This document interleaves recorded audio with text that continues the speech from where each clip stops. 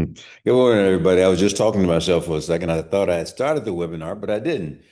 So if you can actually hear me I opened my chat box up. So if you can actually hear me, just kind of put it in the chat box. Say good morning. I can hear you. So I won't be talking to myself again. I'm still maybe doing that. All righty. Good morning. Good morning. Can you hear me? Everybody hear me?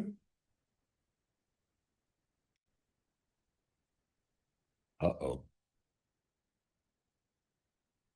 Okay. You can hear me. All righty. So today I'm going to do some things differently. I'm going to play a few videos. We're going to get started here pretty rapidly.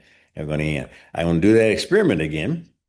The nice cold water and some different types of fiber and some things that I found out again about what I've been recommending that people will do. This is the routine kind of fiber called psyllium husk. We're going to talk about that. This is a more powerful type of fiber called psyllium husk. We're going to talk about that. And I'm going to do some experimentation on you. On me, I like to always experiment on myself. What does that say about me? All righty. So let me let a few other people in and then we'll get started, okay? I'm going to go ahead and start my slides in just a second. And I'm going to start showing some videos, asking some general questions that nobody can get wrong. And we'll go ahead and get this party started, okay? Let me prime up. Let a few other people in. I'm going to go ahead and see if I can share my screen. Share my desktop here. Here I am. Let's see if I can go to the top here. And let's see here.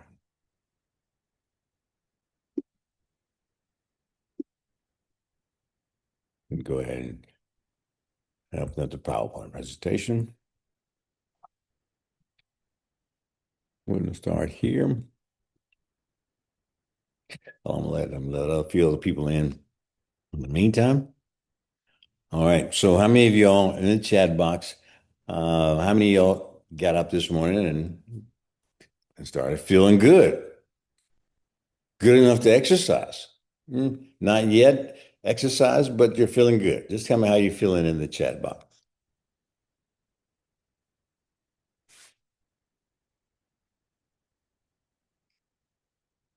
Somebody wants to know what were the benefits of creatine? Benefits of creatine are pretty good. There's a lot of recent studies, a lot of recent data on it that actually shows, you get 5 grams a day, and that's basically the routine dose.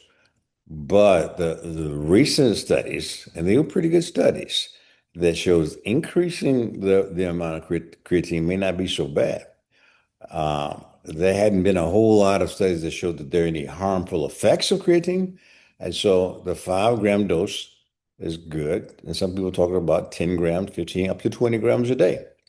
It increases the flexibility of the brain, the elasticity of the brain.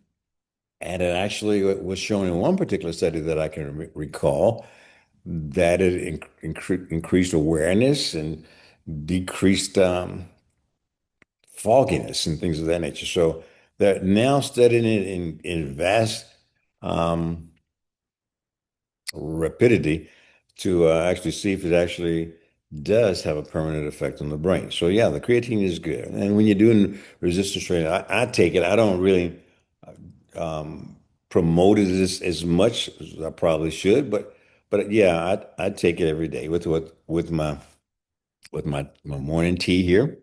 And again, this tea is basically just bland tea. This is the Unamate tea. It does not break your fast.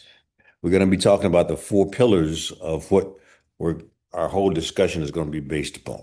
So the core program here is to talk about the basics and to give you the education as far as the basics are concerned. And then I'm going to show some videos that'll kind of cement this all together. And then I'll pull it together at the end with exactly what I want you to do. Now, when I say exactly what I want you to do, it's going to be a modification of that. Depends upon what time you go to work, if you work at night, if you work in the daytime. So you kind of modify to your schedule. But in general, I have two basic programs. One for people who are trying to lose fat, not just lose weight, but lose fat. And then those for those who people who are not fat, but who have metabolic problems. And what I mean by metabolic problems is things that starts with insulin resistance. We'll define insulin resistance in a second. But those things that are give you insulin resistance, the outcomes of insulin resistance are diabetes. That's the most common one that everybody knows about. Insulin resistance equals diabetes, prediabetes, right? But insulin resistance is also at the core of cancer. Insulin resistance is at the core of dementia, high blood pressure, heart disease. Most chronic diseases that we're going to speak about can be rooted or can be found rooted in insulin resistance. And I'm gonna try to explain that. Is a little difficult. You may have to do a little research on your own about insulin resistance. But over the past 3 decades, we found out more and more of our chronic disease processes are based upon what we put into our mouths. And when we put certain things into our mouths, i.e., refined carbohydrates, pretzels, cookies, crackers, donuts, things of that nature, pastas, things that are made of foods increase our glucose spikes, increase our insulin. Our bodies get used to that insulin. That's called insulin resistance. So all of our diseases are related to what we're actually putting into our mouths. That's what insulin resistance is talked about. Now, there are other causes of insulin resistance, i.e., chronic inflammation, chronic stress. Those things can cause insulin resistance as well. But the number one thing that causes insulin resistance that leads to most of our chronic diseases are based upon what we put into our mouths. Inflammation is a good second. Inflammation has been tied to aging. Inflammation has been tied to our bodies aging and things of that nature. And there are ways we can decrease that inflammation as well. Okay. But the first thing is to actually get rid of some of the refined carbohydrates and things of that nature. And so you've heard me in the past talk about, oh, you got to stop taking your baked potato. You got to stop taking your bread. You got to stop. You got to stop. You got to stop. Well, I ran into a brick wall. Nobody stops. Everybody tries it, and their logic in their brain, they come back and say, "Oh, doc, I only had a little bit, but I started gaining my weight back. I reached that plateau." It's that little bit theory, that little bit paradigm that gets us into trouble because a little bit of, I don't know, a little bit of cyanide pretty much does the same thing as a lot of cyanide. You still wind up with some problem, right? So the little bit is basically quantitating, and you're thinking in your mind, the quantity that I do is directly proportional to what happens in my body, and it's not because the things that I'm talking about, the seed oils and the refined carbohydrates, even a little bit causes a particular hormonal response, i.e., glucose response, i.e., other responses as well as far as your mitochondria that we'll get talking about. So I'm going to be a little technical, but trust me, I break it down because I think that you need to know that the technical part, the biological part at first. All right.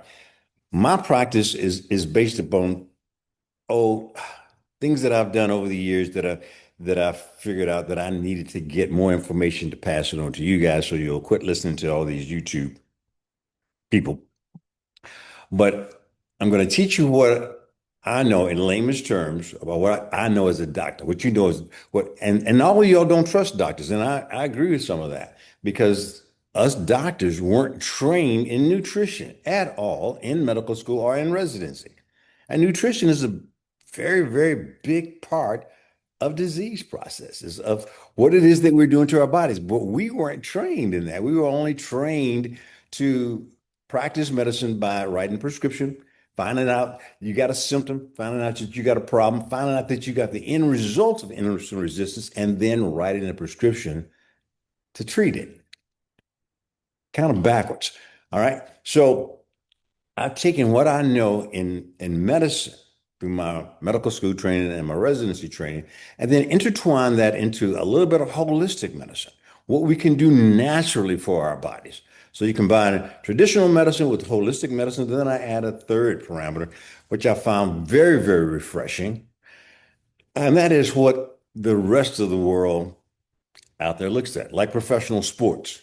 So I also integrate what the scientists have discovered that we don't get in our journals.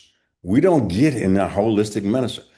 But the professional sports like football, soccer, basketball, how they treat their multi-million-dollar athletes, they find the best scientists, and the scientists are working on anti-aging, muscular maintenance, muscular growth, because they've got a significant investment. They spend a tremendous amount of money.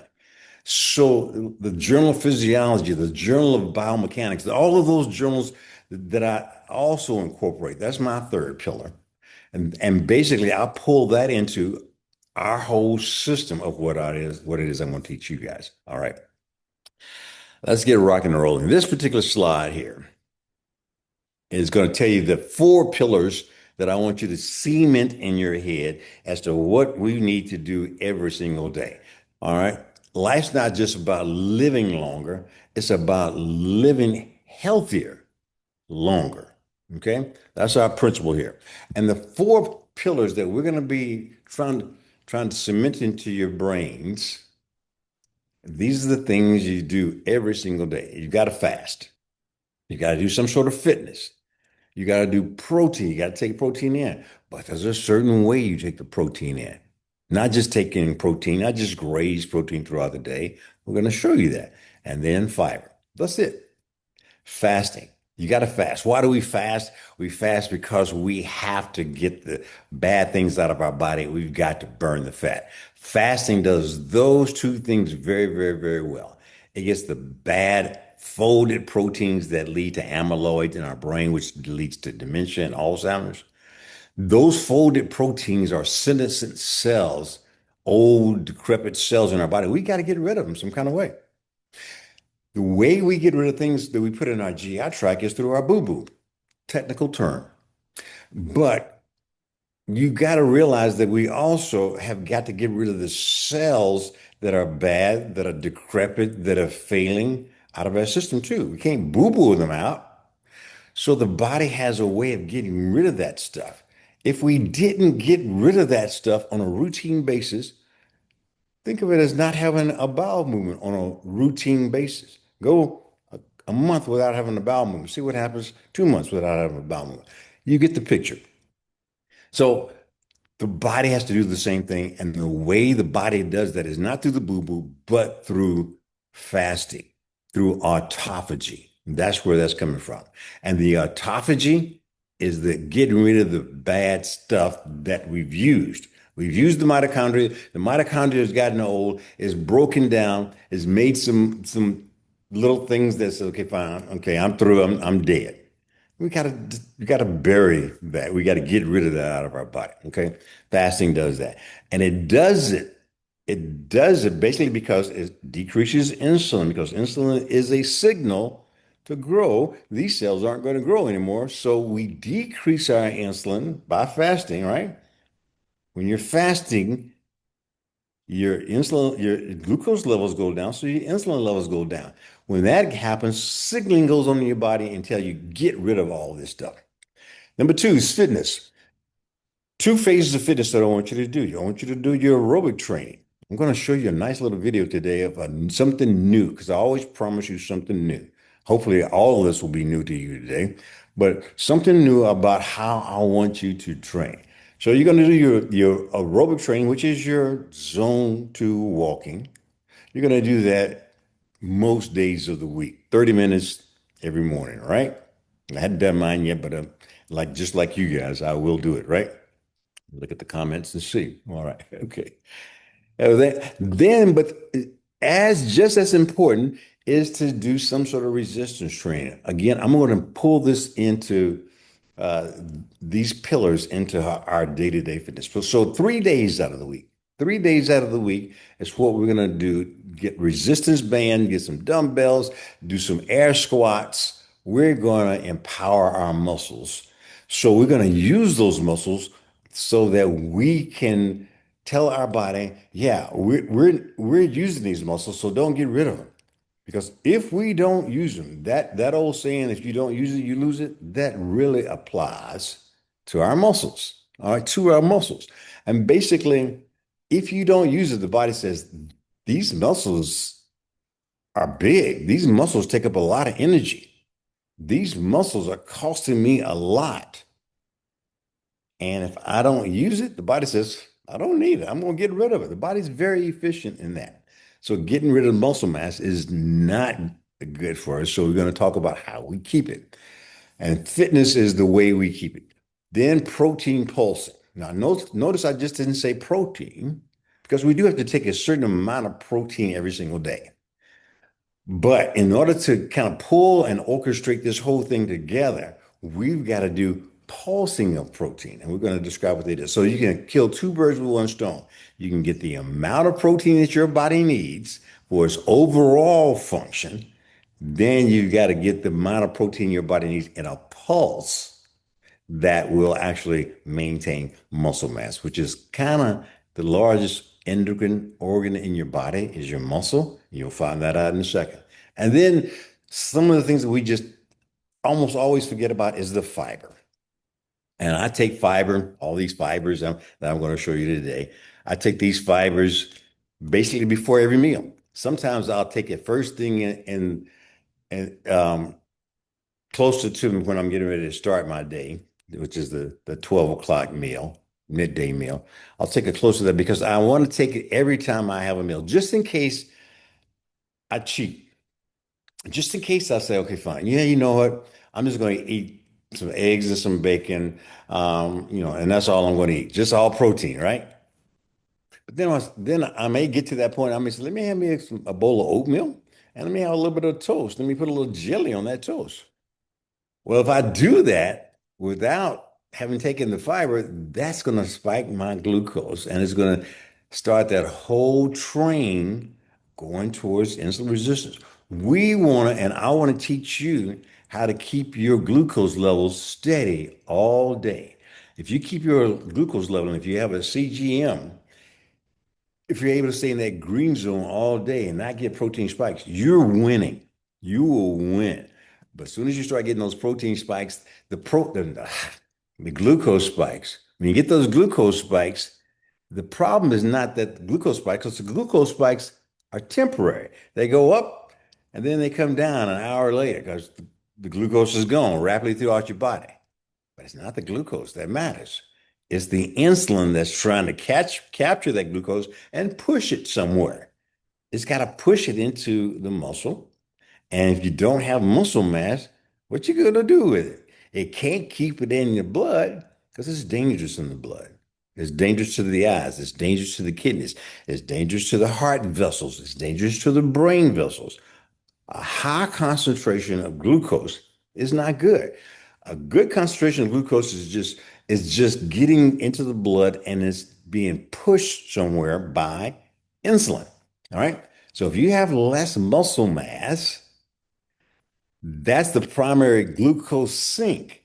You get rid of that glucose sink, the blood says, okay, fine, I can't keep this glucose in the blood because I got to protect the eyes, the kidneys, the heart, and the brain. I got to protect those things. So I got to put this glucose somewhere. Where does it put it? To the fat. It's called de novo lipogenesis. Basically, it's taking glucose and making it into fat. De novo lipogenesis. Lipo stands for fat, genesis means to make. So we used to think, and I'm hoping that as we go along and as we continue these teachings, we used to think for the past, what, 20, 30 years that you eat fat, you get fat. No, full stop, no. It's not all about eating fat. As a matter of fact, we turn that around. It is now eating glucose makes the fat. Because glucose sits in the blood, the insulin has to come and push it somewhere. The insulin is our workhorse. It has to store it somewhere. Insulin is our storage hormone. It's going to store it somewhere. So you're going to put it into the muscle, no muscle. All right.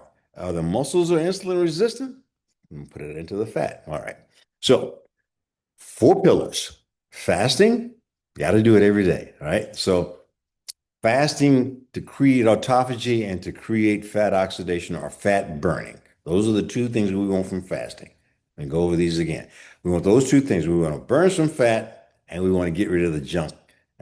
And so fasting or autophagy doesn't begin to occur until you haven't eaten anything with glucose or seed oils in it. You haven't eaten anything for at least 12 hours. So when I talk to you about our fasting protocol, just going to bed at this time and getting up at this time where you just slept and you're just eating breakfast in the morning, that's not fasting. You just fasted for 8 hours.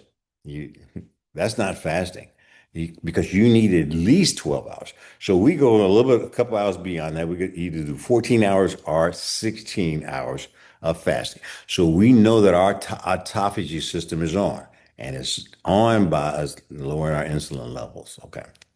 Then our fitness, we're going to talk about that protein pulse and fiber, okay? Because life's not just about living long, it's about living healthier longer. All right.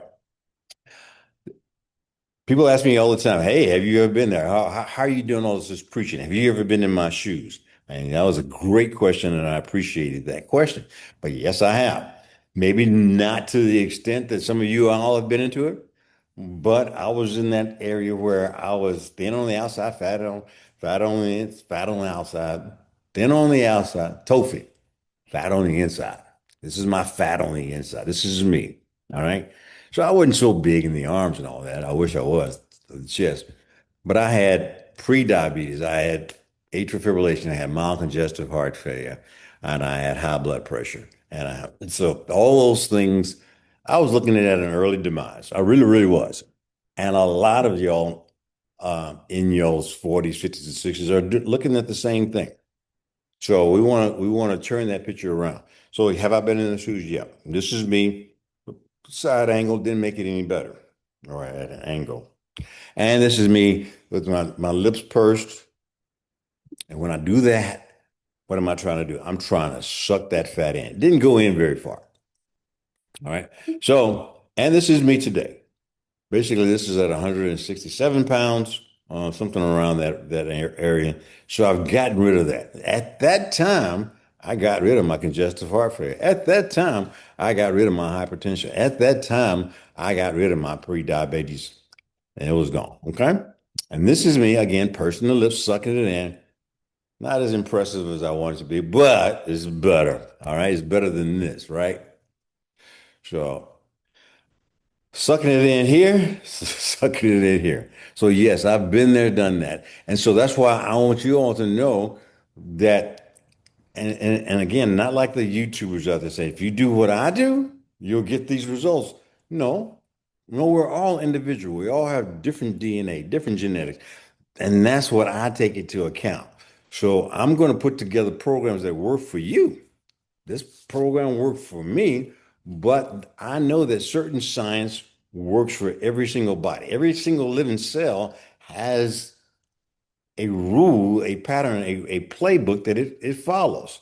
And so if something is weird going outside the biology of the cells that I don't know about, then when I find that out, I'll pass it on to you. Okay. I always throw my little things out there at GLP-1. This is the new study that just came out. This came out actually somewhere in this month, March 2026. Now, GLP-1 drugs not only decrease muscle mass, they also decrease bone mass. This was a study out of the American Academy of Orthopedic Surgeons, AAOS.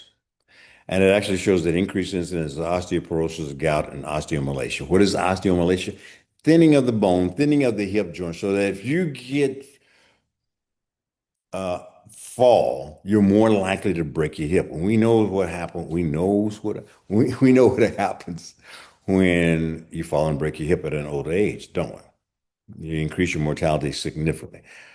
So the study of the glands is a retrospective cohort. Adults with type 2 diabetes who have been taking and obesity who have been taking the drug for the control of their diabetes first, and then they started adding the increased amounts that we were trying to use to control the obesity as well. The diabetes was when these GLP-1 drugs came out at first, just to control the diabetes. Then they say, oh, if it's because they saw some people losing weight with that, and they said, what if we increase the dose? And that's where I got a problem with it because again, they were doing okay when they were just treating diabetes, but when they stepped into the realm of treating obesity by increasing the dose, that's where I got some problems with, and I'll show you why. Main finding after 5 years, osteoporosis increased, gout increases, osteomalacia increase. These are the things that we're talking about. Why orthopedics cares, weight-bearing joints matter as we age. It matters. It matters a lot. And why this signal may be happening. Rapid weight loss, nutrition gaps, bone turnover concerns. Bone is protein.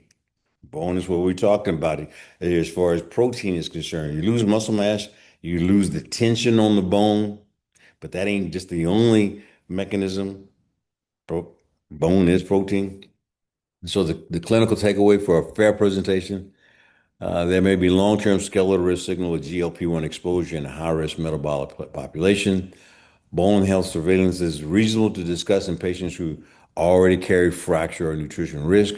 Nutrition, resistance training, and follow-up matter more, not less during treatment. Nutrition, resistance training, and follow-up matter more. So, do you get this information from your doctors when you get the drugs? And some of people who get the GLP-1 drugs don't even get it from their doctor. They get it off of line. Do you get the information that you've got to do resistance training? Most people don't. And if they do tell you to do resistance training, they say go exercise. That ain't good enough. All right. So again, this is basically what I had talked about before is that when you're losing muscle mass and now bone mass and GI gut motility and all that because of the higher dose, then we got to stop and pause about what the pharmaceutical companies are telling us. They're telling us to take this stuff lifelong. And I would be okay with that if they had lifelong data, but they don't. They just know that when you take it and then you come off of it, you're going to regain your weight. So they say, oh, yeah, obesity is a chronic disease. You got to take it lifelong. This is a drug. You can't say that without lifelong data. You can't say that like we couldn't say smoking causes cancer without lifelong data. When we start seeing a lot of people die of cancer of the lung because of smoking. But we had the data to support that. It was observational data, but it was data. They don't have that data yet.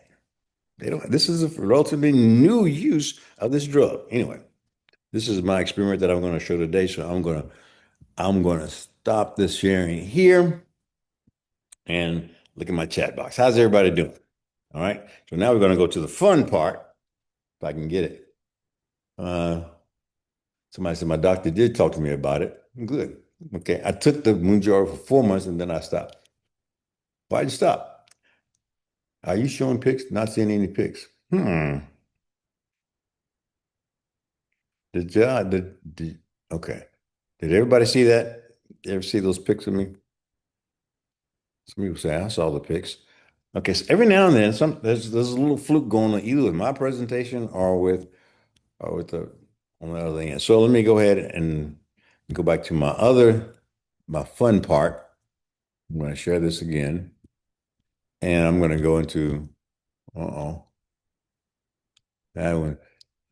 Let's see. Let's do some fun things here. Let's see the metabolic program. Let's play this one first. I believe. Oh, and I got one about the exercise too. All right. So let's try this one first, okay?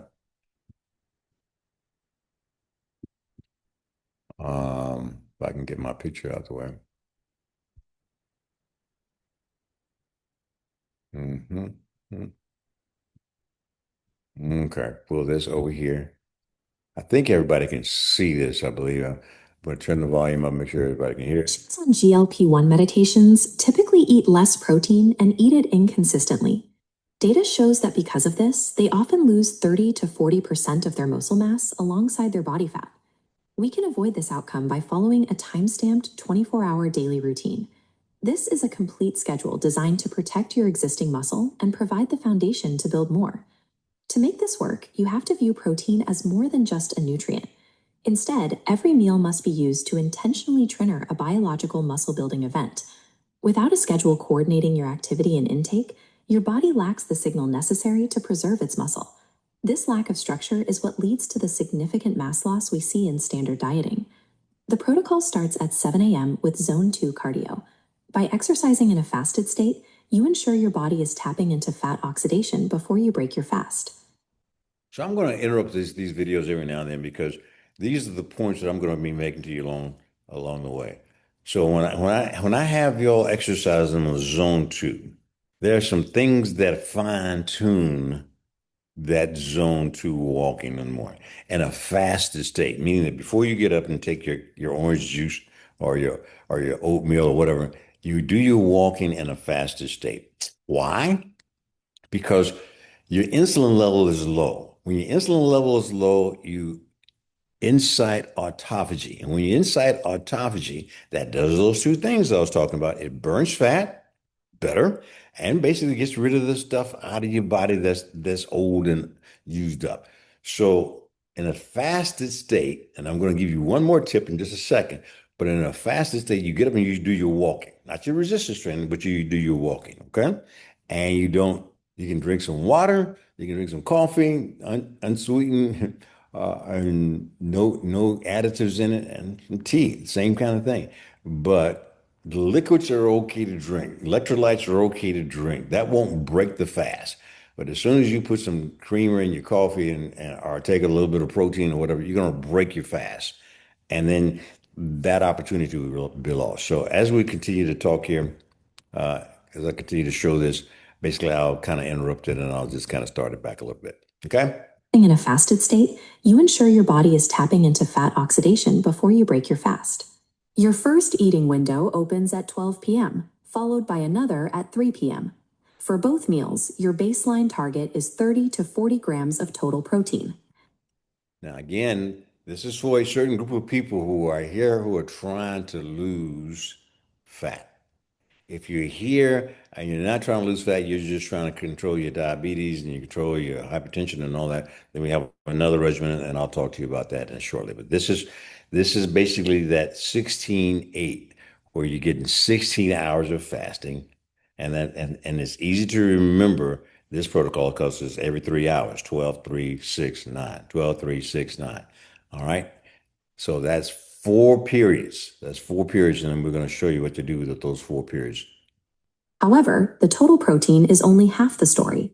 To initiate muscle protein synthesis, those meals must contain a minimum of 2.5 to 3.0 grams of leucine. This is the biological trigger that tells your body to build tissue. This food matrix shows exactly how much you need to eat to hit that 3-gram leucine threshold. 1 scoop of whey isolate reaches it easily. With whole foods, you need 5 to 6 ounces of meat or 5 to 6 whole eggs to hit the same trigger. A common mistake is eating a small snack, like a single cup of yogurt. As the data shows, this portion size falls well below the biological threshold line, meaning it fails to send the muscle building signal. When you hit the correct volumes, your 12 p.m. and 3 p.m. protein feedings create distinct spikes that successfully break through that activation line. Simply eating healthy is not enough. You must hit this specific quantitative trigger to signal tissue preservation while you are in a caloric deficit. This highlights why the common strategy of grazing or sipping protein shakes throughout the day is actually counterproductive. Muscle tissue has a refractory period. Once you turn on the muscle building signal, it automatically shuts off after about 2 to 3 hours. As this graph shows, consuming more protein during that 2-hour window is essentially a wasted signal. The muscle is already in its refractory state and cannot be re-stimulated yet. The superior alternative is to create 4 distinct, spaced losing pulses. This allows the system to turn on, reset, and then be triggered again throughout the day. Muscle preservation requires these periods of biological rest. The timing and spacing of your protein are just as critical as the total amount you eat. In the late afternoon, the focus shifts to mechanical resistance training. While your morning cardio focused on fat metabolism, this evening session provides the physical stimulation needed to prime your muscles to absorb nutrients. This makes the 6 p.m. post-workout meal your most important signal. Aiming for 6 to 8 ounces of steak or fish here directs an anabolic signal specifically to the tissue you just trained. Finally, at 8:30 p.m., you move into the pre-sleep phase by consuming a slow-digesting protein like casein. Casein digests slowly, creating a steady release of amino acids into your bloodstream while you fast overnight. This supply of amino acids arrives just as your deep sleep cycle naturally increases growth hormone levels, providing the materials needed for tissue repair. Exercise, protein timing, and sleep are not independent variables. They work together as a single coordinated system for body recomposition. This clock graphic reveals the fully assembled daily routine. You have the fasted morning baseline, the midday leucine triggers, the evening mechanical stimulation, and the overnight repair block. The golden rule of this protocol is simple. Every time you eat a meal, you must hit that minimum protein trigger. If you don't, the meal does not count toward preservation. Standard weight loss methods may cause you to shrink, but executing this precise daily schedule will help you build. Okay, so that was that one. And now what I want to do is I want to go ahead and let's see. I was gonna, it didn't do that, didn't generate that. So let me see if I can. So I wanted to explain that. Let me see. Let's see if this explain help me explain it. Okay. So this is a slide deck, and let me just kind of see if I can say some of the same things that that particular. Well, maybe not. Let me see if I open that. That was a. Oh. Well, basically, let me see if I can share this. My computer's not active. I'm trying to move this thing and it won't move. So I can see it, but so that you guys can see it. Let me go back to the studio. All right. So anyway, let me just go ahead and basically that without also explaining this is just, let me try this one other video that can give you a deeper understanding of what we talked about, okay? Let's see if this does the trick for you. Hey everyone, so let's talk about something that trips up so many people. You decide to lose weight, you put in the work, but the goal, it's not just about making the number on the scale go down, is it? No way. The real goal is to lose fat and to keep or even build the muscle that keeps you strong and your metabolism firing. Today, we are going to lay out a complete, science-backed daily plan to do exactly that. Let's dive in. You know, here's the biggest problem with most diet plans out there. They're kind of blind to what you're actually losing. Sure, the scale drops, and that feels good for a minute, but often a pretty big chunk of that lost weight is your hard-earned muscle. And when that happens, your metabolism slows down, and you can actually end up weaker than when you started. That is the exact opposite of what we want, right? We're aiming to get stronger and healthier, not just smaller. And this really gets to the heart of it. There's a huge difference between the two approaches. Some methods, well, they just shrink you. You become a smaller version of yourself, losing both the fat and the muscle. But the strategy we're about to break down today, this is different. This is an active approach. It's all about building a stronger, leaner, more powerful body as you lose the fat. It's about recomposition, not just reduction. So, how in the world do we actively build muscle while we're in a calorie deficit to lose fat? Well, the secret lies in understanding a very specific biological trigger. And listen, it's not just about cramming down as much protein as you can. The real secret sauce is in how, and more importantly, when you eat that protein. You've got to send the right signals to your body at the right time. And that trigger has a name. It's called the leucine threshold. Okay, so leucine is just a specific type of amino acid, one of the building blocks of protein. And muscle protein synthesis, or MPS, is the fancy term for your body's muscle building and repair process. The thing you have to know is that your body can't make leucine on its own. You've got to get it from your food. Hitting this threshold is like flipping a switch that tells your body, okay, time to build and protect our muscle. And here it is, the magic number. The research is pretty clear on this. You need to get at least 2.5 grams of leucine in one single meal to flip that muscle building switch. If you get less than that, the signal just isn't strong enough. It fizzles out. So this number, 2.5 grams, this is your key. It's the code that unlocks your body's ability to hold on to muscle even when you're dieting. So look how simple this process is. Step one, you eat a meal with a good amount of protein. Step two, you make absolutely sure that meal has at least 2.5 to 3 grams of leucine. And boom, step three, you've officially triggered the muscle preservation signal. It's really that straightforward. Think of it like a light switch. It's either on or it's off. You can't kind of turn it on. And our goal is to flick that switch on very deliberately several times throughout the day. All right, so we've got the science. Now let's make it real. Let's turn this concept into a super practical daily plan. We're going to call it the 4Pulse Daily Plan. And its whole purpose is to make sure we're constantly sending that powerful muscle building signal. This is going to show you not just what to eat, but when to eat it, to work with your body, not against it. Now, check this out. This is where it gets really interesting because you start to see what it actually takes to hit that 2.5 gram target. 1 scoop of whey isolate, perfect. It gets you right there. About 5 or 6 ounces of chicken or steak, you're golden. But look at eggs. You need to eat 5 or 6 large eggs to get the job done. And that healthy Greek yogurt you're having for a snack, it probably isn't going to cut it on its own. This is why you have to be intentional. You can't just guess. So here's what a day could look like. We anchor it with 4 distinct protein pulses, maybe at noon, 3 p.m., 6 p.m., and 9 p.m. But this schedule is about more than just food. It works together with your activity. For instance, you could do some low-intensity cardio in the morning while you're fasted to really tap into fat burning. Then you do your resistance training in the evening, right before that 6 p.m. pulse. That turns that meal into rocket fuel for muscle repair.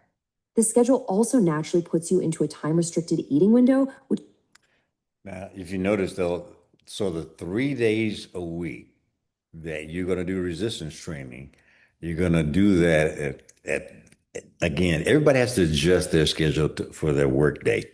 But 5 p.m., just before that 6 p.m. protein pulse is ideal for resistance training because then, and it's just like all the bodybuilders the literature used to tell you to do. After you do a workout, you then go ahead and take a protein shake. And in this case, we're telling you to take your food. You're only taking solid food at 3 p.m. and 6 p.m. Somebody asked in the comments, okay, fine, I just had this surgery. How do I take in all that food? And that's especially what I want to address today because this issue is common because we're talking about 5 ounces.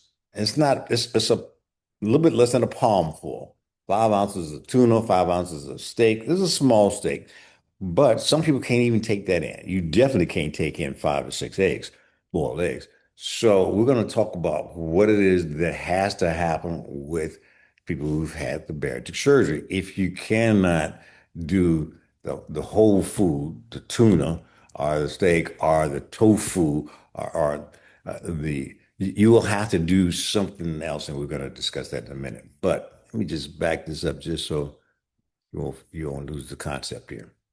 All right, let me start it again. While you're fasted to really tap into fat burning. Then you do your resistance training in the evening, right before that 6 p.m. pulse. That turns that meal into rocket fuel for muscle repair. This schedule also naturally puts you into a time-restricted eating window, which is amazing for your metabolic health all on its own. Okay, but you might be wondering, why 4 separate pulses? Why can't I just sip on a protein shake all day long to keep my muscles topped up? Well, it turns out the empty space, the time between these meals, is just as important as the meals themselves. And the science behind this is pretty cool. It's all because of something called the refractory period. Basically, once you flip that muscle building switch, your muscles become deaf to another signal for about 2 to 3 hours. They need a little break to reset. So trying to trigger it again during that window is like trying to turn on a light that's already on. You can flick the switch all you want, nothing's going to happen. You have to wait for it to reset. And this shows the difference perfectly. On the left are pulsing strategy. You get 4 strong, clear, unmistakable signals for your body to build muscle. On the right, you have grazing, sipping protein all day. That just keeps you stuck in that refractory state. You never let the switch reset. You're completely wasting the potential of that protein. It's like trying to start a campfire with 100 tiny, weak sparks instead of 4 big, roaring flames. Now, don't get it twisted. She's saying that basically you're skipping the optimization, and that's the key term. The pulses are for optimization. Now, taking protein, you got to take a certain amount of protein all day because your neurological system depends on it. Your other systems, your immune system depends on it. Your red blood cells depend on it. Your albumin levels depend on that protein. You get in a certain amount per day. Everybody on this call should be getting minimum 100 grams per day. And we can ask in the chat how many people actually truly get over 100 grams per day. And 100 grams a day is the bare minimum. I've got to get in around about 140 to 160 grams per day because of the activity that I do and all that. Primarily, part of that protein per day goes for my immune system, my neurological system, my skin, my hair, my nails, it goes to all other systems. But the thing that we're trying to concentrate on here with this story is basically the pulsing of the 40 grams per day can give you both of those things. So if I take 40 grams of protein per each pulse, 4 times 40 is 160. If you're taking 30 grams per pulse, 4 times 30 is 120. If you do this regimen, you kill two birds with one stone. But all I wanted to do is just to kind of correct a little bit of what she was saying is that when you're taking in protein, even if you're grazing all day, you're not wasting it. Your body needs that protein. You're not wasting it, but it is not optimal. Okay. All right. So, and I'll explain some more of that in just a second. Let me finish. Let me finish this thing. So let's bring this back to the real world. Does any of this sound familiar? I just had some yogurt for a snack. Well, that probably wasn't enough leucine to even flip the switch. I sip a protein shake all day. You're not getting a clear signal. Or I just eat one giant meal a day. That's only one trigger, leaving your muscles unprotected for the other 23 hours. But hey, listen, if you've been doing this, don't sweat it. The good news is now you know the science and you can start making these simple changes right away. Okay, we've covered a lot. Protein timing, exercise, that refractory period. So, if we were to boil this all down, what is the one single idea you need to walk away with to make this whole system work? It really comes down to one golden rule. If you remember nothing else from our chat today, please remember this. Here it is. Every time you eat, you must hit the protein trigger, or it doesn't count. That's the mindset shift. You're no longer just eating. You are creating a series of strategic muscle-preserving events. You time these protein pulses to work with your exercise, especially that critical meal right after your workout. You use that last pulse of the day to fuel overnight recovery, and you get deep, restorative sleep, which is when your body really does the work of repairing and burning fat.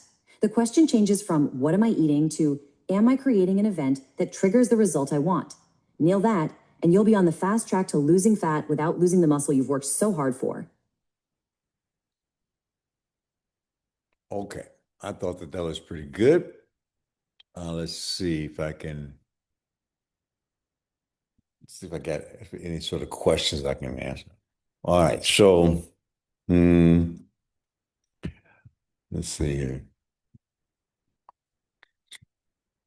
For some reason, I can't get my. Let me stop sharing for a second and get that together. So anyway, any questions on the one thing that again I have a little I'm a little ambivalent about saying, okay, fine, yeah, optimization is cool. We want to optimize our protein and taking in those protein pulses and you time it. This for the fat loss folks who are interested in fat loss and maintaining muscle mass, then that 18 hours of fasting is, I'm sorry, 16 hours of fasting is crucial. All right. So you're going to do your 16 hours of fasting, but basically, so that means you're not going to start eating. I'm not going to eat today until 12 o'clock. I am still optimizing right now because I am just drinking water and basically this tea. I am now still getting rid of the things out of my body. Autophagy, my insulin levels are low. I'm burning fat and getting things out of my body.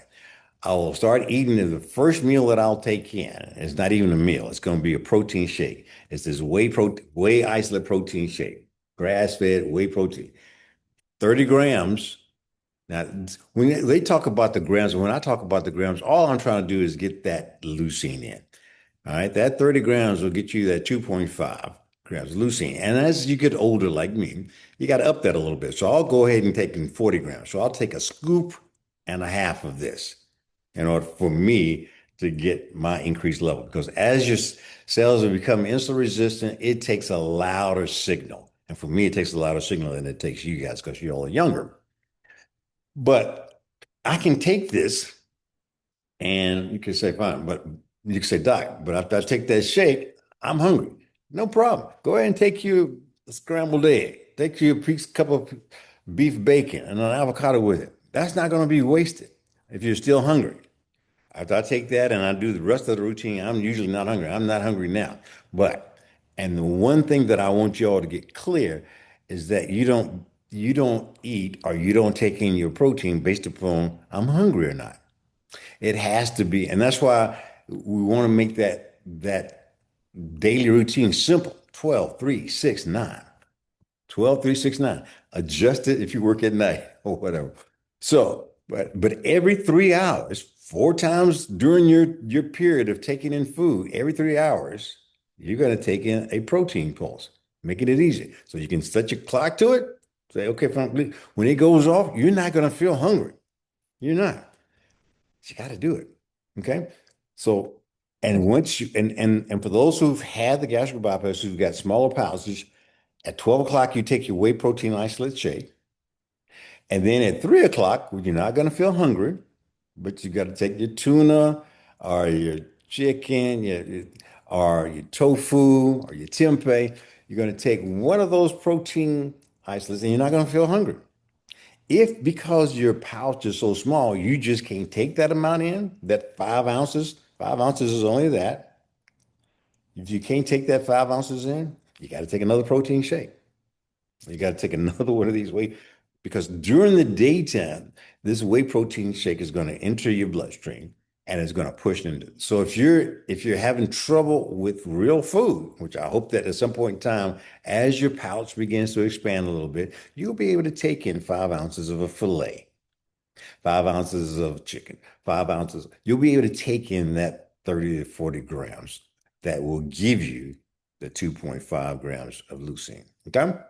And then in the evening, it's a little different. Like today is my workout day for my resistance training. So I'm going to go ahead at 5 o'clock. I'm going to do my resistance training, get me prepared for my 6 o'clock. What am I having for dinner today? I think I'm having some salmon today. That's going to give me, again, that salmon, that 5 ounces of salmon will give you that 2.5 grams of leucine. Okay. So 5 p.m., I'm going to work out. And I do a short work. I don't ever work out longer than 30 minutes. So I'll do some resistance training. I think I'm working out legs today. Yeah. I'll do some squats, air squats, and I'll do some lunges here, right here in the apartment. I only have to go to the gym. All right. So I'll do those, and that's engaging my muscle. And then when I have my 6 p.m. salmon, that's going to increase that muscle protein synthesis. And then at night, before you go to bed, this is the key. I think I had a video on this, but the key is that growth hormone is your signal to try to maintain your muscle at night, because you're going to go 3 hour sessions. If you sleep 8 hours, in 8 hours, obviously there's 3 hour sessions that you're going to miss taking in protein. And that is the reason that we lose our muscle mass, is because we sleep. We've got to sleep though, right? We have to sleep, and sleep is excellent for us. But we're losing two opportunities. That's why we're taking in a slow releasing protein just before we go to bed. Because we want to have that growth hormone, which initiates about 60 to 90 minutes after you go to sleep.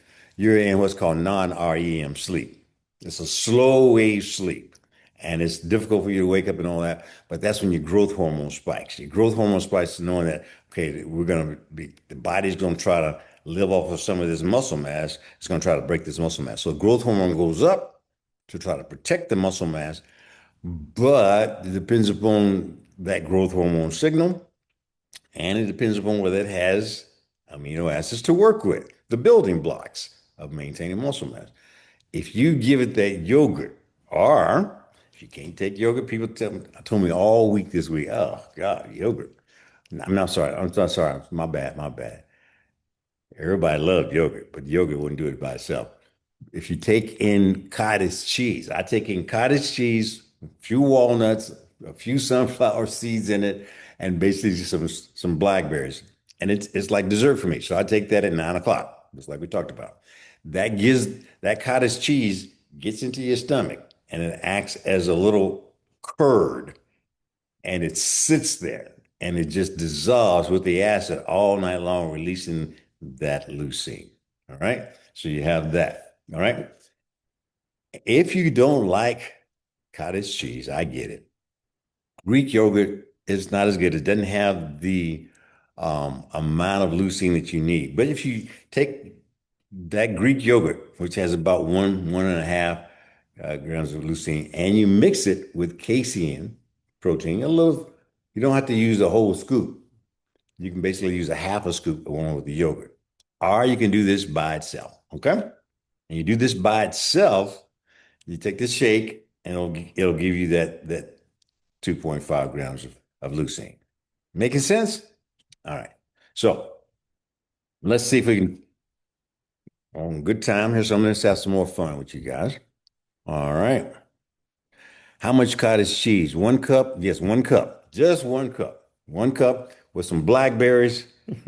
It still may be hard for some people to take down, but once I put those blackberries in it, a few little walnuts, a few little chia seeds or whatever, and you stir it up a little bit, add a little bit of, you can add a little bit of this stuff to it. You can add a little bit of almond milk to it to make it soupy. It's a good dessert. Better than cheesecake afterwards. All right. All right. Let's see. Here we go. Somebody says, I found a new way to take fiber mixed in applesauce, drink 6 ounces of water. Okay. Yeah, this is what we're going to do. The next experiment we're going to do, but I'm going to find another little thing that I can take a look at. Let's see me share desktop. Let's go to, okay, and get this thing right. Try this way. No, won't work for me today. Let's go back to try something different. Let me just open up a new window on my Chrome here. Get my picture out the way. Do this thing.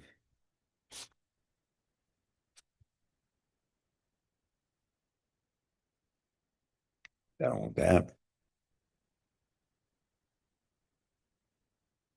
Let's try this. I'm going to show you something that's sort of interesting to me. And again, a third of what I'm trying to teach you comes from not medical literature, but from the scientific literature that deals with how do we optimize, slow the aging process, and how do we optimize longevity. This is sort of interesting. How I want you to now begin to think about working out. Maybe you knew this, maybe you didn't know, but I want to show you this, okay? Let's see, cinematic. Let's try that one. I'll play that one. See if you guys knew this already. You guys are probably smarter than me. Probably already did. When you hit the hardest part of a run or the heaviest rep of a workout, your instinct is to open your mouth and pull in as much air as possible. But gulping air through your mouth is a physiological trap. It rapidly purges carbon dioxide from your bloodstream, accelerates cellular dehydration by blowing off moisture, and completely bypasses the body's natural airway filtration system. It seems counterintuitive, but restricting your total airflow by keeping your mouth completely shut actually forces your body to extract oxygen more efficiently. Breathing exclusively through your nose activates two distinct physiological systems, one chemical and one mechanical. Together, they map perfectly to the primary goals of physical training. Elite performance and structural strength are dictated by the efficiency of your internal oxygen management, rather than the raw volume of air you inhale. Take cardiovascular training. Okay, so they're going to be talking about something that's very, very interesting because it's the Bohr effect. And I'm going to give you a quiz on this one, so I want you to remember the Bohr effect. What CO2 does when you blow it off, and what CO2 does when you keep it in by keeping your mouth closed, and breathing through your nose. There are two chemicals, CO2, carbon dioxide, and then nitric oxide. So they're going to be talking about these two chemicals and what they're doing.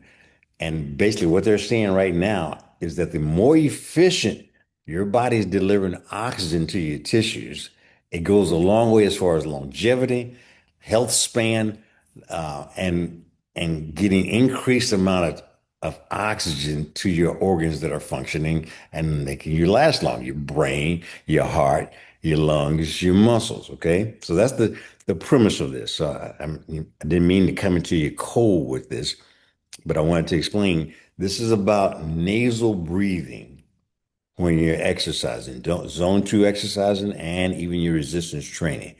Resist the temptation to open your mouth, except if you're doing you know, some high intensity exercises, that's another story. But if you're just doing zone two exercising, this is what we're talking about here, okay?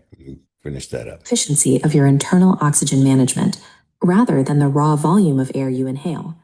Take cardiovascular training. The objective of Zone 2 cardio is to maintain a steady, moderate heart rate where metabolic efficiency and oxygen utilization are maximized. When you maintain that steady effort while breathing only through your nose, your respiratory system operates with 22% more mechanical efficiency than if you were breathing through an open mouth.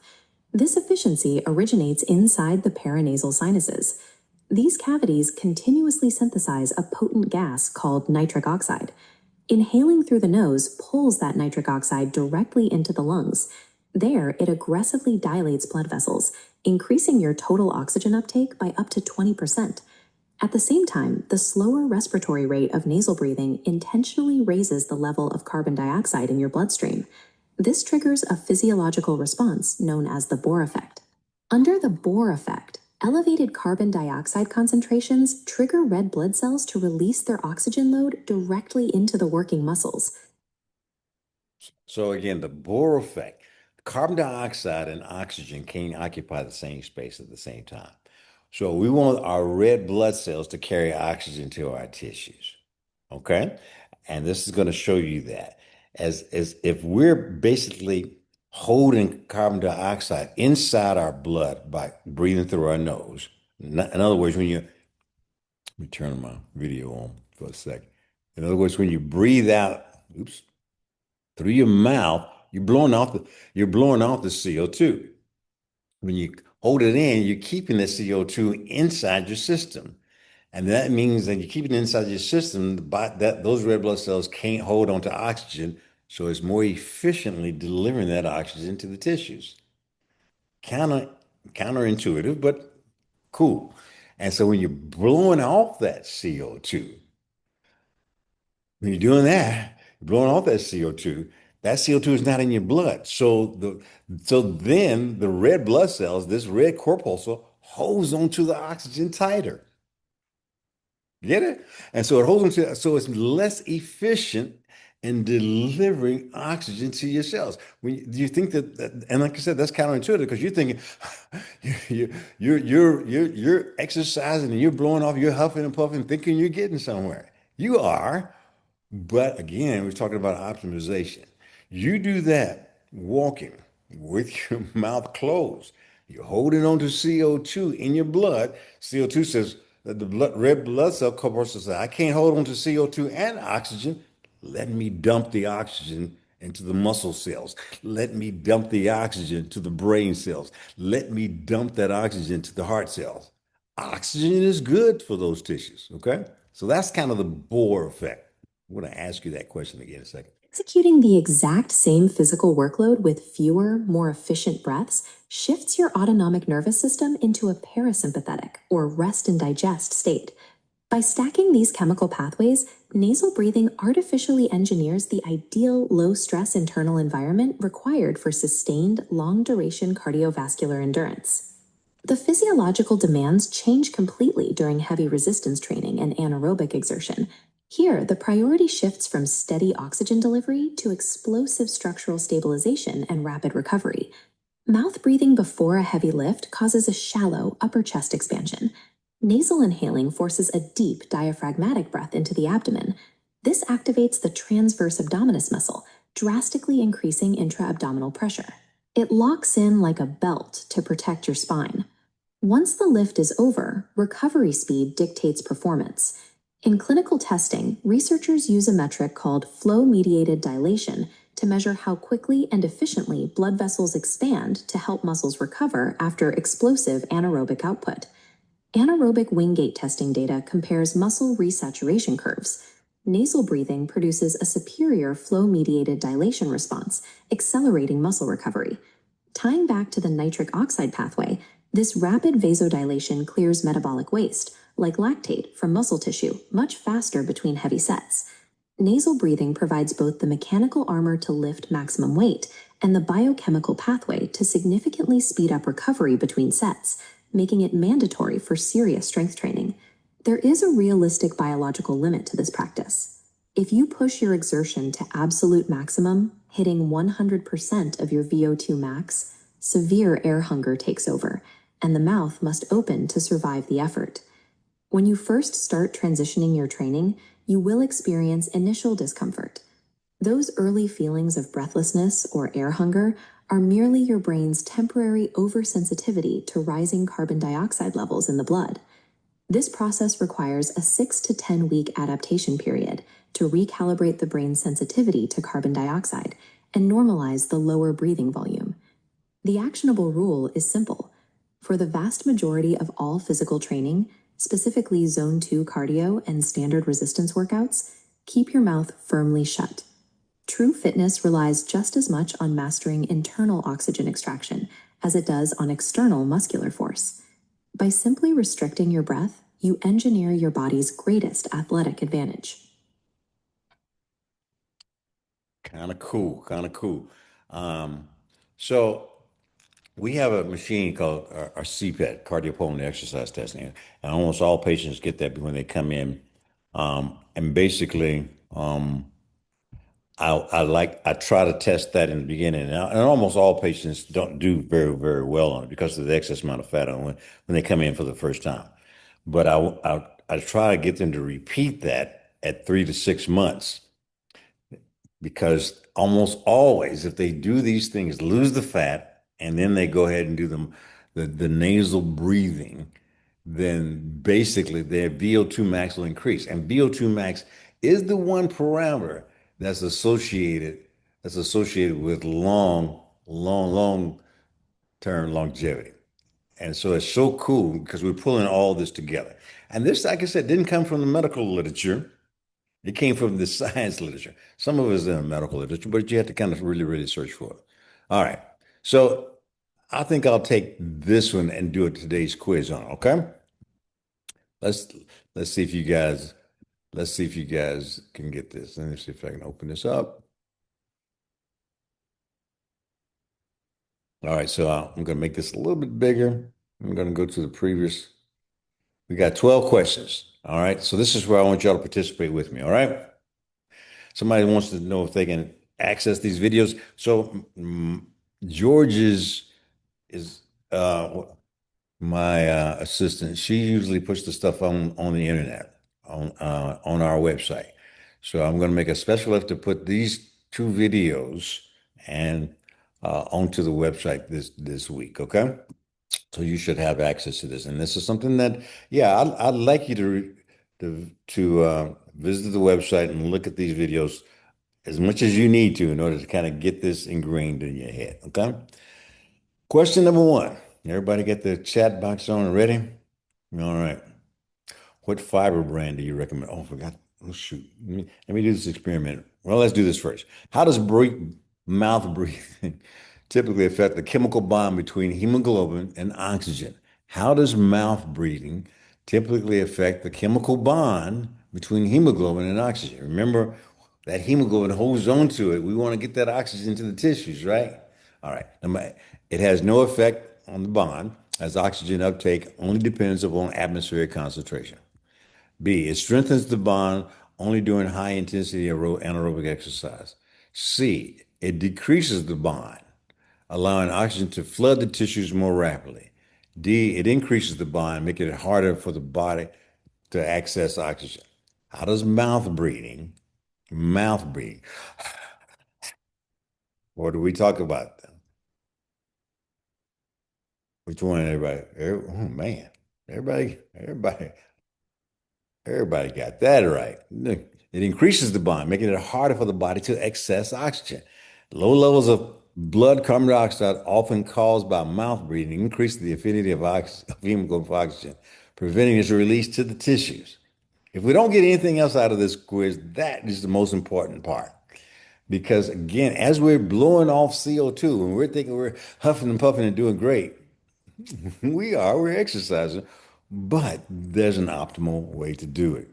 Breathe through the nose, keep that nitric oxide in, all right, and keep that CO2.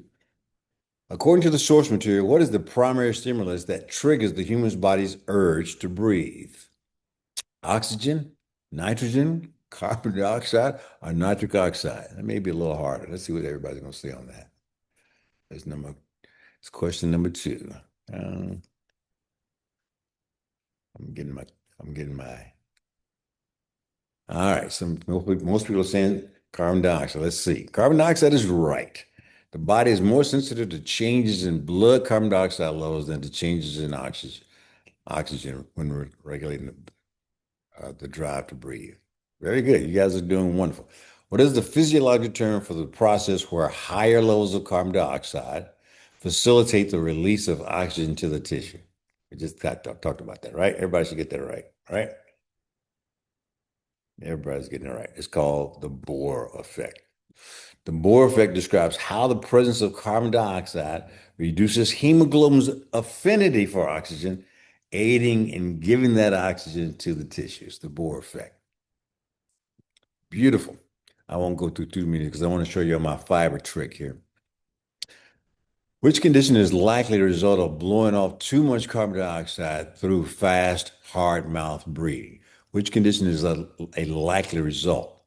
Enhanced core stability, metabolic acidosis, respiratory alkalosis, increased nitric oxide. They sending you guys to medical school now. Which condition is likely the result of blowing off too much carbon dioxide? Everybody got that in? We got B, metabolic acidosis.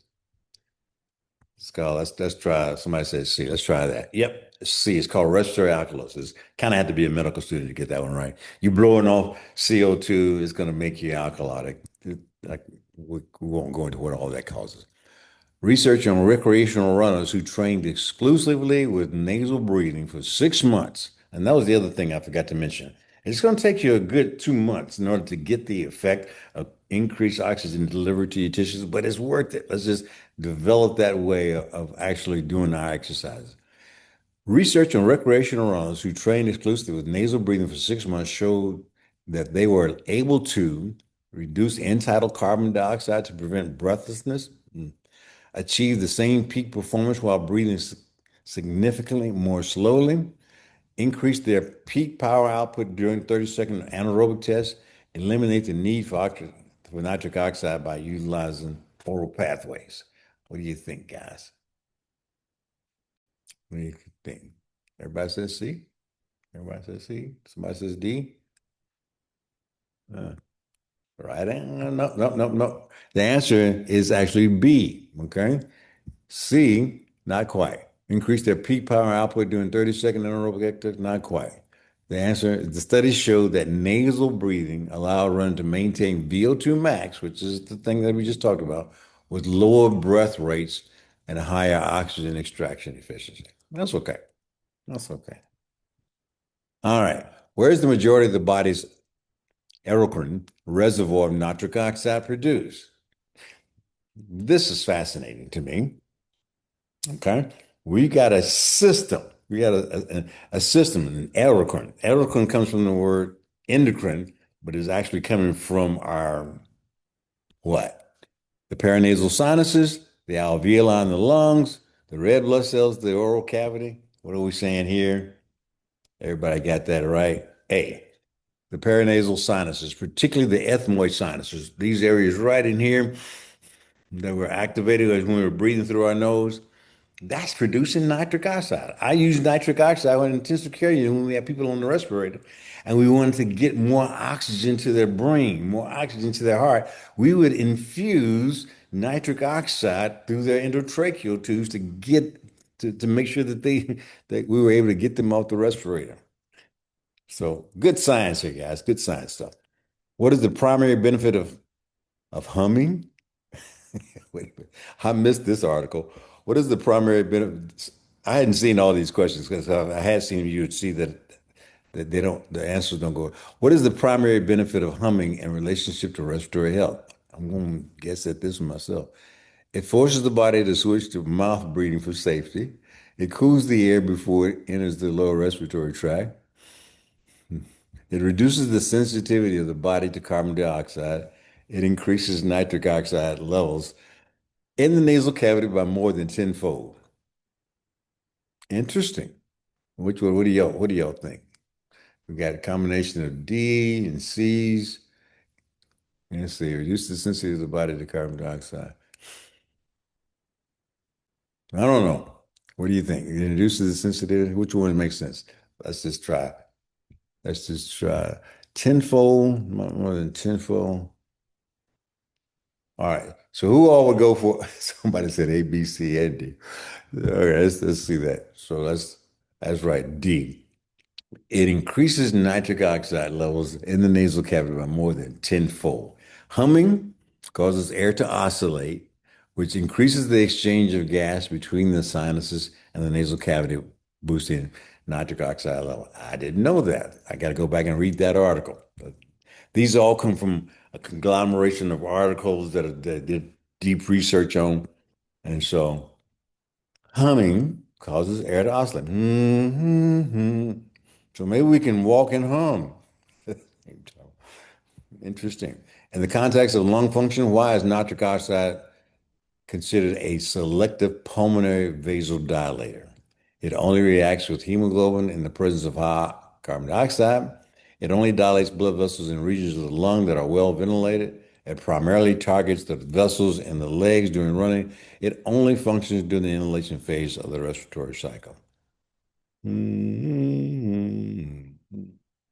one you got? We got B, D, C, B. No. Let's see if I'm wrong here. I would say, I would say B. Yep, B.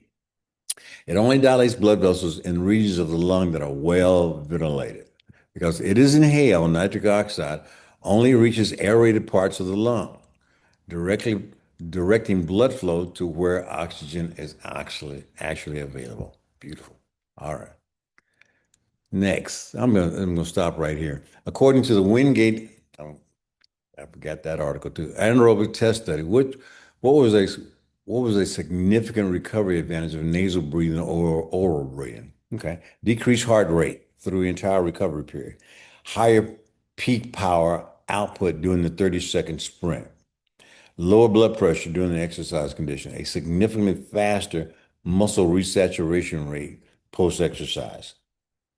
What do you get? What do you think? Anybody? Yeah, I think so too. I think it's D. D is correct.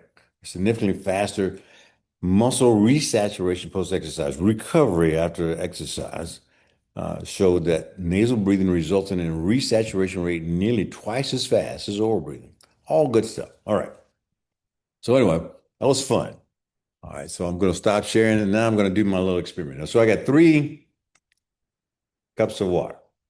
Okay. Boom. And I'm going to show you what I do now because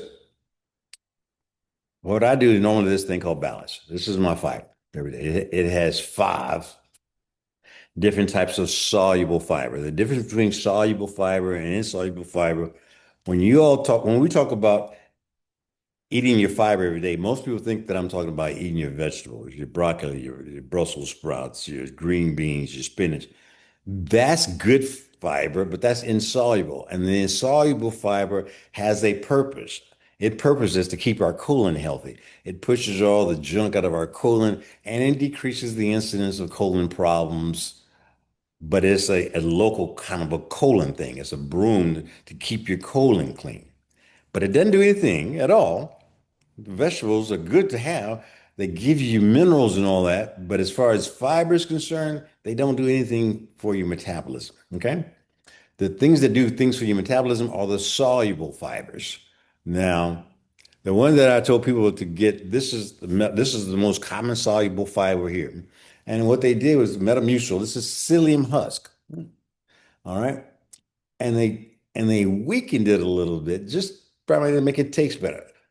The taste of psyllium husk is terrible, to say the least.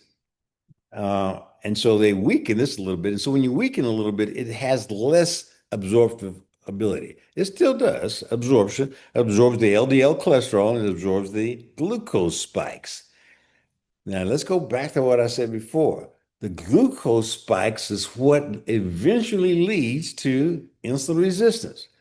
And you think about our typical diet. People are getting ready to leave their house right now to go to IHOP. What's the first thing they're gonna get at IHOP? Pancakes, waffle, cereal, whatever. The ones who here, I only notice to always start our meals with protein. Okay.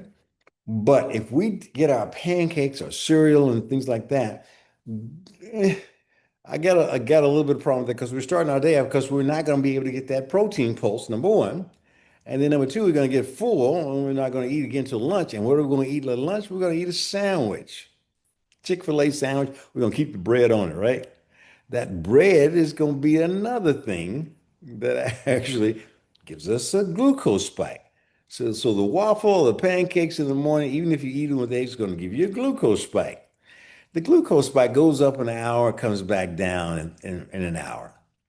Okay? But it's the insulin that comes up after that. Says, okay, for where am I going to put this glucose? The insulin comes up and says, okay, I'm going to put this glucose into the muscle. I'm going to put it into the fat, two places. But the insulin stays up all day, not all day, 4 hours. And so by the time you finish that pancake, then 4 hours later, you're going to have that sandwich, the Chick-fil-A sandwich with the bread. The insulin is about to go down after 4 hours. Then all of a sudden you eat that sandwich with the bread. Then it's going to say, whoops, I got to stay up another 4 hours. And then the next time it comes along, you're going to have that mashed potato with dinner. Stays up another 4 hours. So what I've just described to you is all day long, you got insulin up here. That's what causes insulin resistance. The body is not supposed to have insulin up all day. The cells become insulin resistant, and insulin resistance leads to all the chronic diseases we're talking about. So I've never been able to convince everybody to leave that baked potato alone. Leave that sandwich alone with the bread. Don't do that. Because people have come back to me in my practice, 20% of the people come back with weight regain. I imagine that's global, and I imagine in my practice it's even higher because I get a lot of international patients and a lot of patients coming from different parts of the country, and I don't know what's happening to them. They don't always come back for the yearly follow-up. So I may even have a higher incidence of weight regain. Who knows? But 20% is pretty high. All right. So what I tell people to do is, okay, fine. Let's take some fiber because fiber will absorb those glucose spikes. This fiber will last you. This is only a few dollars, and it'll last you for a month. But it's not the best. All right. This psyllium husk is much better. It tastes terrible. All right.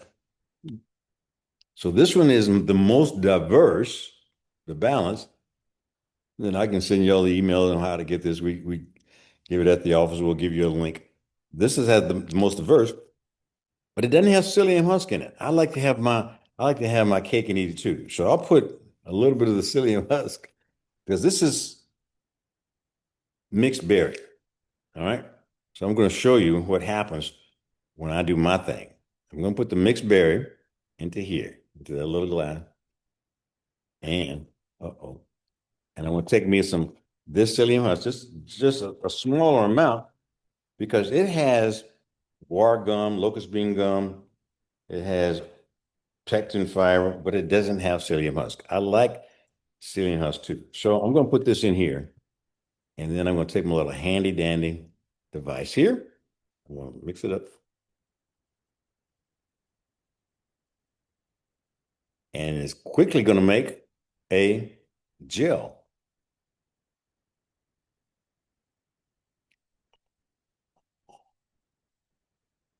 I'm starting to make the gel already. So if you don't take that down right away, it's going to get hard on you. All right.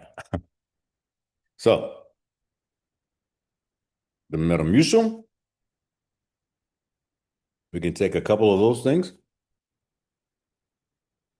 and I'll show you it doesn't, the faster it makes the gel, the better it works. Because once it's in your in your stomach, it mixes with your stomach juices, but you got to drink water pretty quickly afterwards. Okay, let's mix this up. Okay, this is the Metamucil. Okay, so I can let it sit here for a little while, so you can tell that the Metamucil is not as strong because give it a little bit of time, just like I gave the other one. It's still liquid. If I was to pour it, it'll pour out. If I let it sit here for a few minutes, it's going to solidify a little bit more. So that, even though you see that the Metamucil has psyllium husk in it, it's not going to form as good a gel. All right. All right. And by the way, especially if you've had a gastric bypass or a sleeve, you've got to be sipping your water. Get 8 ounces of water in. And guess what that's going to do? And if you take your psyllium husk and put it in there, psyllium husk is great. And it lowers your LDL cholesterol. And so when you start doing this, if you're on statins, when your doctor has you on statins, you start taking this psyllium husk power, or you start taking this balance, and then you want to go to your doctor and you want to make a deal with them. You want to say, Doc, hey, listen, I'm taking this fiber I heard about, and it's supposed to lower my cholesterol. I'm taking it. I'm going to stay on my statins, just like you tell me to. But can we check it again in about a month to see if I can kind of gradually wean off? They'll deal with you. Ask them nicely like that. They'll deal with you. The, the majority of people who are on statins who don't have anything other than elevation of their LDL cholesterol, the bad cholesterol, which is the most common reason people get on the statins, you'll be able to come off of those stats. You'll be able to come off of them. And that's the one thing I really, really like about this. And in addition to that, you're going to take this, like we talked about in the presentation, before every meal to decrease the glucose spikes. So what are we doing? We're decreasing the glucose spikes, which decreases our insulin, keeps our insulin low and level, decreasing insulin resistance. And at the same time, because we're taking in our fiber, something very simple, something very basic, fiber, through all these little mechanisms here, we are actually going to decrease our LDL cholesterol. Decreasing our LDL cholesterol, getting off the statins is huge because some of those drugs can cause some muscle problems. Most of the drugs that we're taking cause some sort of side effects. One of the things that I don't like about statins is that they affect your muscle. And what the whole thing I spent this whole talk about is taking care of your muscle. So you can see here's the psyllium, here's the Metamucil. It still hadn't turned. It will after a few minutes. It'll turn into a thing. But again, once you take that stuff down, it's going to make a glob, sort of like this is the other one. That's the not left over. This is going to be inside your stomach. You take that water. And remember, I used to do the balloon surgery. People used to ask for that all the time because they didn't want it to be cut on and all that kind of stuff. It didn't work very well, but the principle was that it makes you feel full. It makes you feel sick, really. But this is kind of the same thing. And that's what I'm saying is that you take your fiber before each meal, you're going to eat less, you're going to feel full longer, and if it's complemented by your protein pulses, you're going to do great. You're going to do great. And so these sessions are primarily meant to teach you of all the ways we can optimize and maintain our muscle mass, maintain our fat loss, stay healthier longer, reverse the aging process. I'm throwing all this in the kitchen sink into these sessions. All right. So I'm going to end up now. I want you to tell me, as usual, did you learn anything new today? If you learn anything, something new, put it in the chat box that you did learn something new and tell me what that one thing was that you learned new today. All right. And so I hope you get a lot out of this. Next week, I'll have something even more to add to the mix. There's only so much optimization that I can teach you, but I can teach you in different ways the same thing. Because if today was a little bit too biological, too technical, I'm going to break it down a little bit more next time. Okay. So invite your friends to come here. This is all free. I don't charge you a thing for this, but I guarantee you anything that I've told you to do today, you can go and chat GPT, Google, whatever, test the validity of what I just told you about the American Academy of Orthopedic Surgeons about the bone problem with GLP-1 drugs. That's why I don't keep people on GLP-1 drugs forever because they're losing muscle mass and then now they're losing bone. Okay. All right, let me see what you. I didn't know that it's better to breathe through your nose while exercising. All right, very good. The Bohr effect. Okay. You answered my question, Baba. All right, ladies and gentlemen, I really appreciate you guys being here. And like I said before, come on back next week. I'm gonna surprise you with some other stuff next week. Okay? All righty.